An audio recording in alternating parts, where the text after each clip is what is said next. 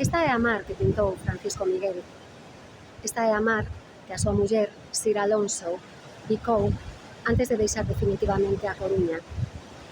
As vidas e os talentos de Francisco Miguel e Sira Alonso entrelazáronse en 1920. Coñécense na Rúa Real, centro cultural da cidade, onde a cátedra de Francisco Miguel era un sinxelo mostrador, na librería da arte, posteriormente ao Cine París. Sira e Francisco Miguel formaron un tándem nos eidos persoal e artístico.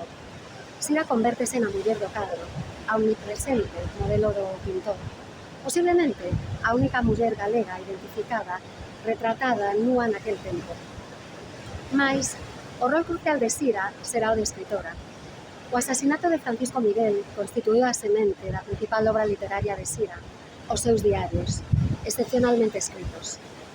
Son estes unha crónica poética, onde nata a angustia e os desesperados intentos da autora por salvar a vida de Francisco Miguel e describe con auténtico espanto o modo en que o fascismo sementou o terror na Galiza, incluindo nomes e apelidos dos implicados. Chama a atención a tremenda forza de vontade e determinación de Sira para lograr sair de España rumbo a México cos seus 3 fillos, os 3 homiños, tal e como lle prometera a Paco de Miguel cando este lle dixera «Quérote valerosa». Unha das situacións máis estarrecedoras descritas nos diarios refírese ao encontro de Sira no cuartel da Garda Civil o 25 de setembro de 1936 co señor Pinilla, ao que de noite lle pasearan os 2 dos seus fillos.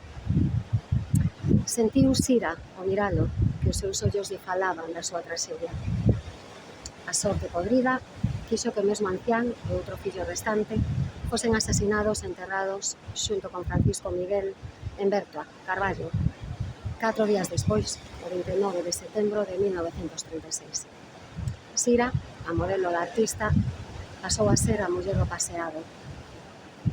O pincel de Francisco Miguel e a pluma de Sira, pintura e palabras sempre han de estar unidos.